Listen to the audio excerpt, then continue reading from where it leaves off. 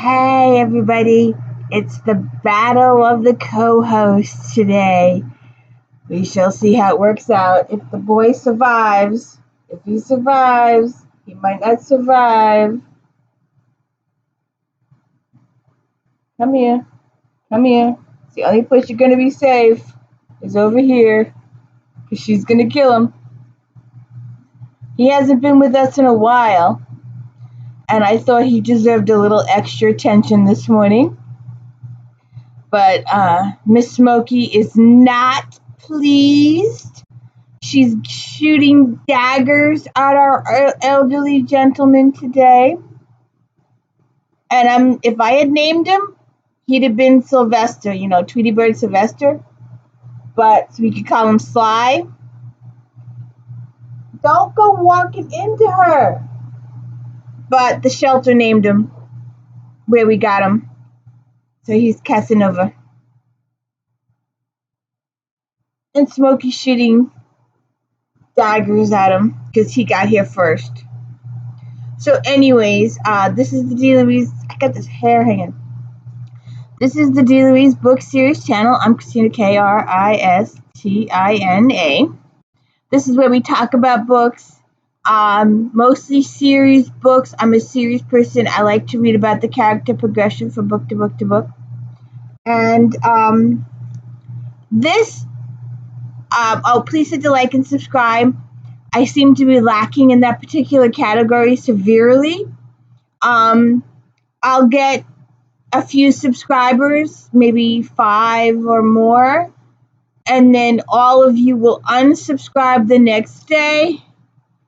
And come here. Don't hurt him. Come here, Smokey. Smoke. Oh, good God, she's gonna kill him. He got here first. So I usually end up in the negative column in subscribers. Don't know why. But anyways, back to this. I don't know why I have this book. I don't remember.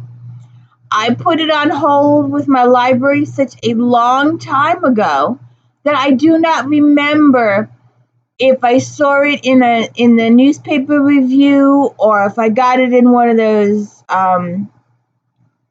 book company emails. You get a lot of those. You subscribe to all this different stuff, and you enter all these different contests, and you automatically put on the mailing list. And I don't know where I saw this book. I do not know why I signed up for this book. I might have thought it was a murder mystery because that's what I read is murder mysteries. And it showed up yesterday in my holds. So I went and got it. And because I was in between, I had finished my JD Robb. I'm going to do another JD Robb. I'm waiting for JP. I have one J.A. Jance to do from the library, and then the rest are mine, so then I could just do them. I have the last 4 or 5 of the series of my own. And then I've got a couple other series that I'm waiting to do.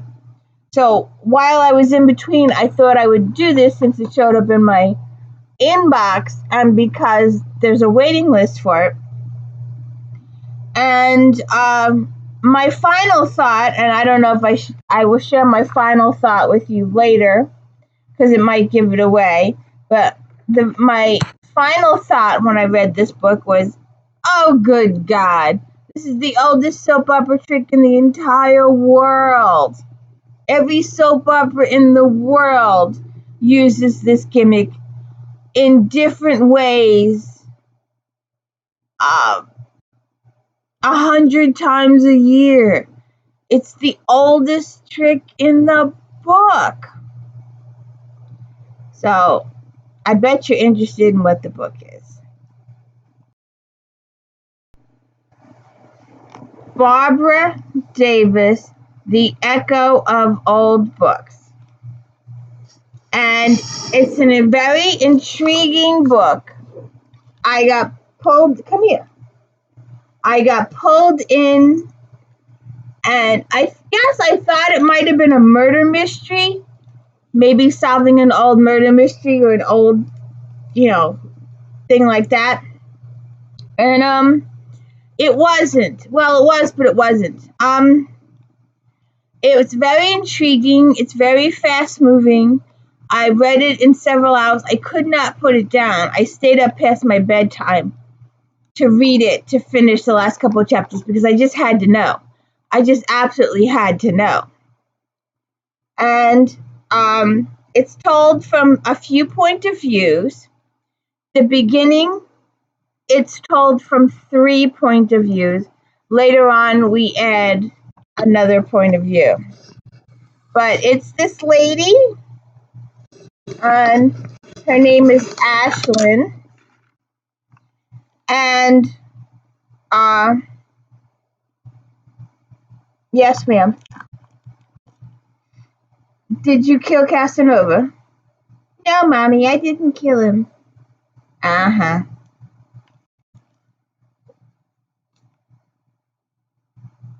So, Ashlyn is a bookseller. And she owns a bookshop. Wouldn't you love to own your own bookshop? Good God. And an old bookshop. Having modern day books is good too, but those antiques would, and I would be happy with replica antiques, because who has the money to pay for those original antiques? But just the stories. But there's this gentleman is cleaning out, his father has passed, and he's cleaning out his father's office, and he just packs up stuff and takes it to the bookshop for donation for them to sell or whatever. And having worked in a bookshop, a volunteer, do not make any money, and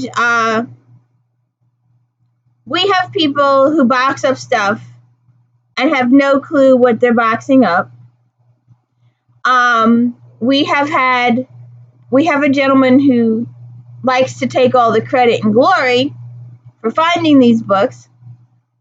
I like to think that the credit and glory belongs to the people who donated said books, but they donated them anonymously and we have no idea who they are. So there's that. But we've had an original book by Thomas Jefferson come to the shop, and we had a big ceremony presenting it to Monticello.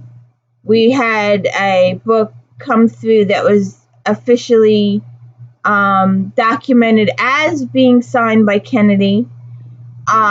We had a religious book about 5-10 years ago. How to be a priest or Monsignor from the early ages. They sold that for like $3,000, and that was like 15-20 years ago. I don't know, but they get a lot of books like that. A lot of people just clean out their garages or basements or cellars or attics, and they don't look at what they just like. Oh, it's just an old book, and they just put it in the box to give it away. And then when they give it away to the people examine it and research it and see what's it about.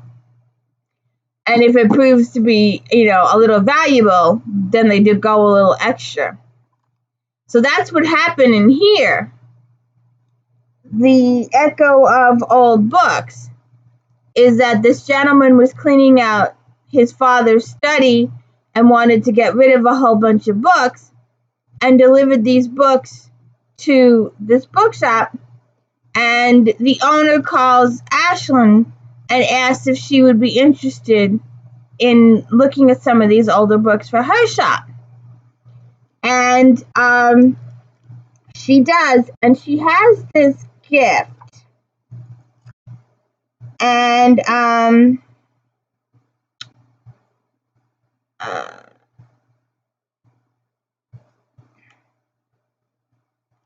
let me see if I can explain it here. I thought it was explained.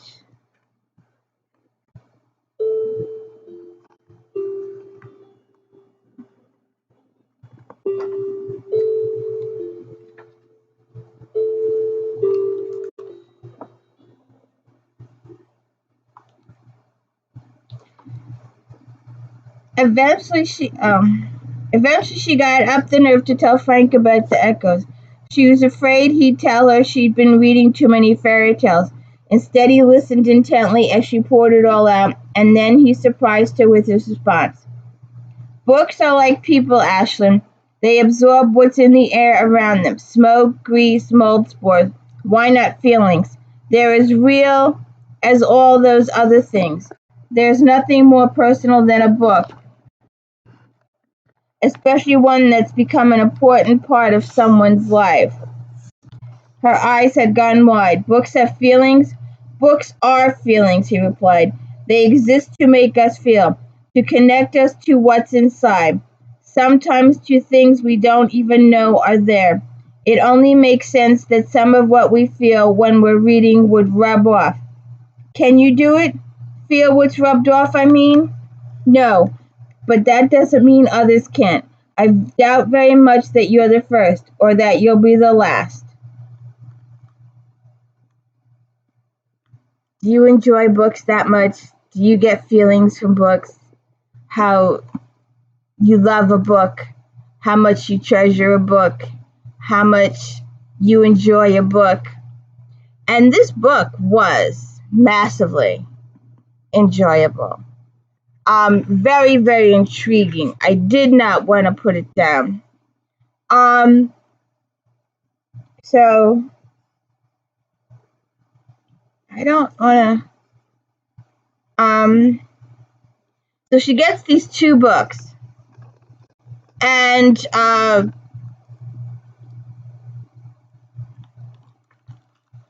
me see.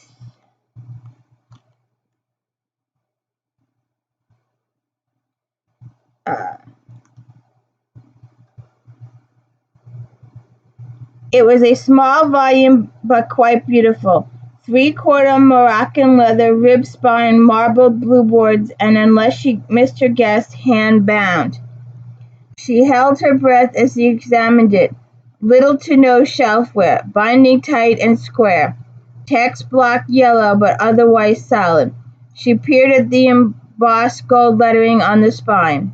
Regretting Bella. Not a title she was familiar with. She frowned as she continued to study the book. There was no sign of an author's name, no publisher's name either. Odd, but not heard of, but something was off. The book was strangely quiet, silent in fact, the way a new book felt before an owner's echo rubbed off.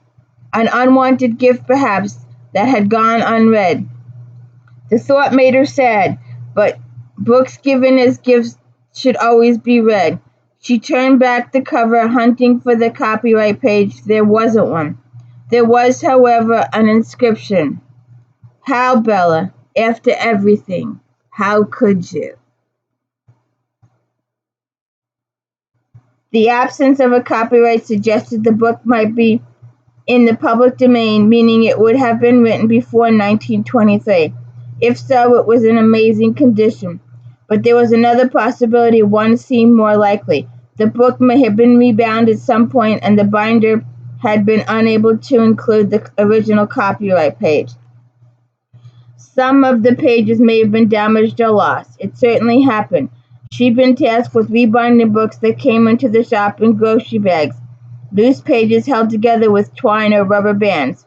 Wrapped boards left no mold in damp basements. Addicts find those pages were so dry they crumpled when touched. But never had she come across a book missing all traces of its origin.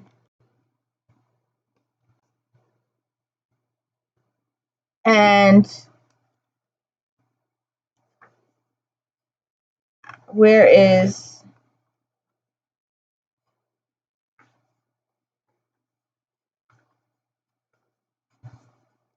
I guess I'll get to it. So that the first book is from the male's point of view. And it's about a love affair that happened in the 40s, before the war. And the male protagonist or hero is talking about the first time he saw Bella.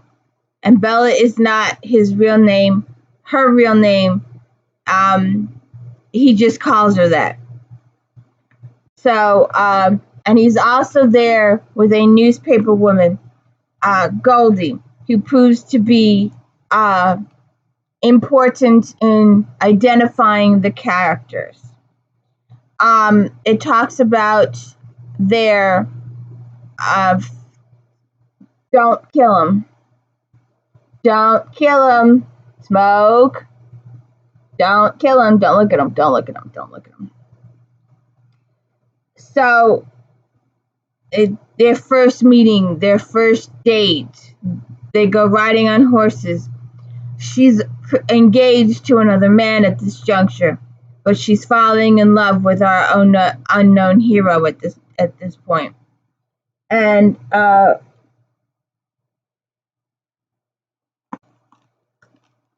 then she finds a second book, and the second book is written from the Bella's point of view, and her book has the inscription, "How after everything you can ask that of me." And it turns out it was love letters. He was writing a letter to her. He wanted her back. He wanted her forgiveness. What has happened, I won't tell you yet. But the whole thing is asking, telling his side of the story, his side of what happened. And then the second book is telling her side of the story about what happened. Now, they're both leaving out the ending, the vital clue at the end, the vital clue that would have prevented the soap opera moment. And we all know that soap operas live for the moment. When a characters get together and that one character wants to confess all, but the other character is too angry or mad or upset to discuss, and they leave and never discovers what the first party was going to say. Or maybe 6 months down the road, they finally settle down and discover what the first person was going to say, and maybe the first person has moved on or deceased or something has happened, and then it's angst. It's some character angst. Like when someone discovers they're with child, but someone says they got a promotion and they leave town, so the one with the child doesn't tell the father that they're with child, and the father leaves town and pursues a career, and they never see. And he's like, but you should have told me. And she's like, but you had your career and you had this. Or, oh,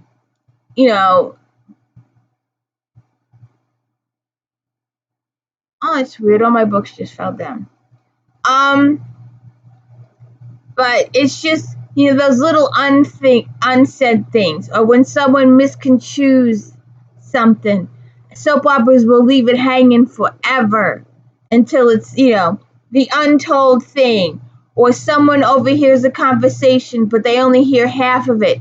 And they make an assumption about a wrong assumption, and it screws the characters, and they break up because one character has no clue why the other character is mad or upset. And it's an old soap opera. Soap still use it today. The Secret. So we're doing 3 points of view at this point. We're doing Ashland's, who is reading this book in the 1980s, 1984. And the events in the two books she is reading happened in 1941, months before World War I starts. And the second book is Forever and Other Lies.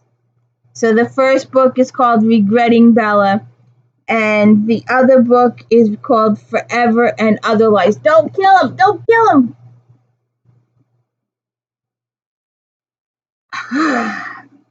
So then the characters tell their story.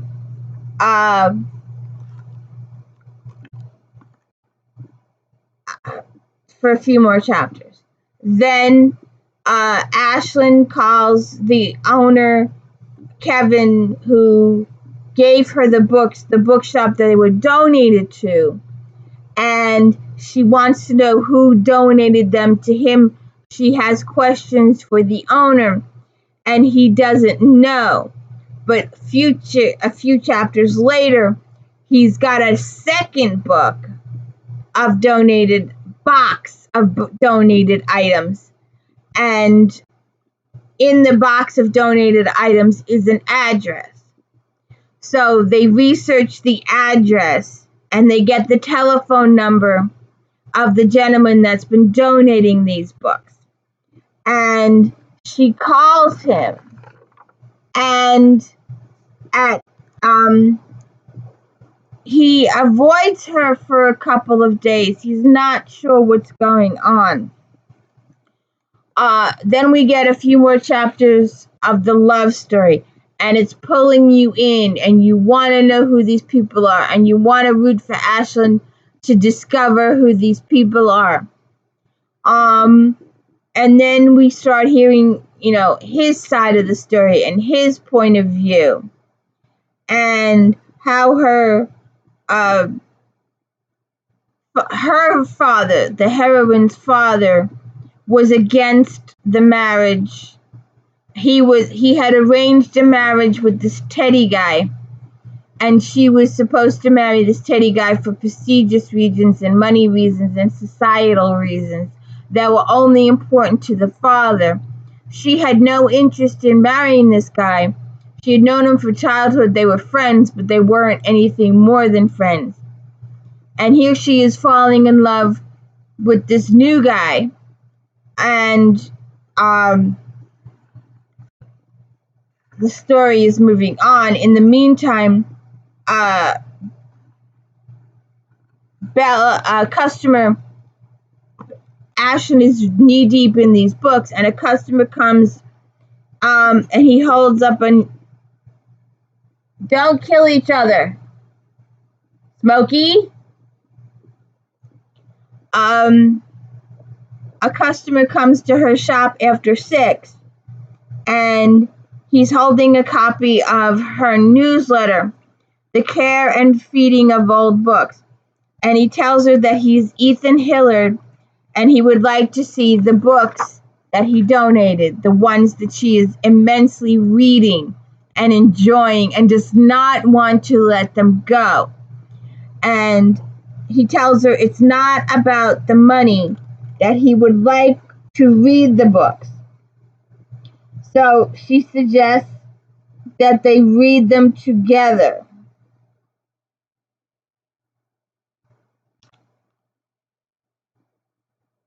So, after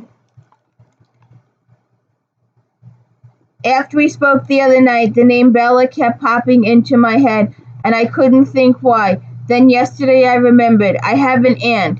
She's a great aunt, actually, the sister of my paternal grandmother. Her real name is Marion, but I'm almost sure I remember the name Bella coming up in conversation between my parents. Marion, Bella's real name, a connection. And they start reading the books together. And, she'll read a couple of the female chapters, he'll read a couple of the male chapters, then they switch and they continue reading, and they're forming a friendship, they're forming a bond. Ethan and Ashlyn are getting closer. Ashlyn has a librarian that she knows research these particular people, and she actually finds out that they exist. We do some more story. Yeah, Ethan says he believes this female is Marion. His father used to talk about spending summers in the Hamptons and a farm called Rose Hollow. And Cece is Corinne Manning, his grandmother. The father was Martin Manning. He was very rich. He says Bella was his great aunt, Marion. She never married, but she adopted 2 orphans during the war, a boy and a girl. She had gone over to Europe and she was doing some work over there. So Ethan decides the story has been solved, and he goes to leave because he's working on stuff and he has to leave. And Ashlyn doesn't know how he can leave. It's such an intriguing story. Doesn't he want to know what happened?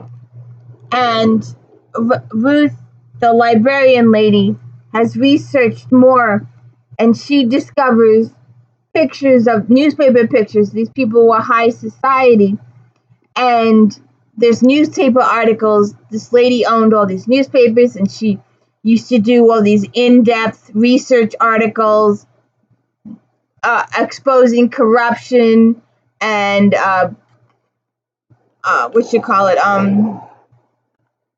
speakeasies and all that kind of stuff. So then Ethan comes back and she gets close with Ethan, and you really, really get pulled into the story.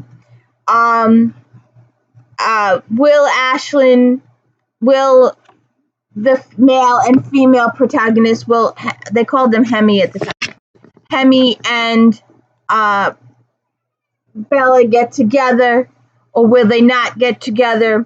They decide they're gonna run away together. In the meantime, we're dealing with Ethan and Ashlyn's romance, and I don't want to spoil it too much, but I took notes on this whole book. It was so intriguing. It was pulling me in. Ethan calls her to come to the house, and come here. What? Come here. They go through old boxes, old scrapbooks. They find pictures of these people. He talks to a few relatives. He discovers that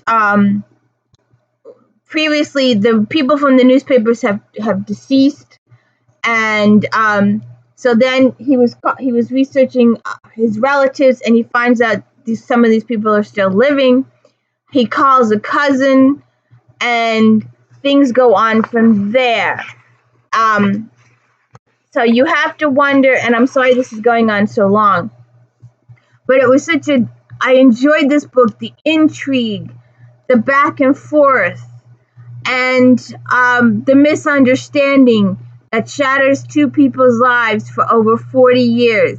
The soap opera angst that destroyed 2 people's lives for 40 years. When you give a messenger, and next time trust the mailman. Even then, I was supposed to have received a package 2 days before Christmas. I was not informed of the package coming my way. So if I had been informed, I could have been on the lookout for it, and when it didn't show up, I could have pursued it sooner. But the person waited a week to call me and go, "Hey, did you get?" I'm like, "No, we didn't get." And they sent one-of-a-kind pictures of deceased people. And we will never, ever, ever see those pictures because the mailman doesn't know where he delivered them a week later. So get that one. But what you want to do is read the book to find out who Hemi and Bella really are, if Hemi and Bella are still alive, and does this lead to a romance between Ashlyn and Ethan? And what are the consequences of all this? It's a very intriguing story, and I usually don't do romances, but the mystery of trying to find these people drew me in, and I was in it for the mystery. I wanted to know who these people are. I wanted to know what happened. I wanted to know why it happened, why this soap opera thing happened. And at the end, I wrote 2 letters. I wrote one letter saying yes, one letter saying no, and a third party switched them. An old soap opera trick. But you've got to read the book. It's really, really good. I enjoyed the heck out of it, and I didn't think, like I said, I had no knowledge as to why I ordered this book, but it was really a really good book. Like I said, I read it in a few hours. It was so good. So you have to check it out. The Echo of Old Books, and you have to find out if our heroines, two couples in question, get together, or if they've already been deceased, and if they spend time mourning at a grave because they didn't know. They didn't listen. When one person came to tell the other person the truth of what happened, they didn't listen. And it provoked another 10 or so years of angst because they didn't listen. They didn't talk to each other. They didn't open communications. They just made the assumption, like all soap opera characters do. So please hit the like and subscribe and let me know I'm doing a good job. We got to get back to some JD Robb. But please enjoy this book. It's really, really good.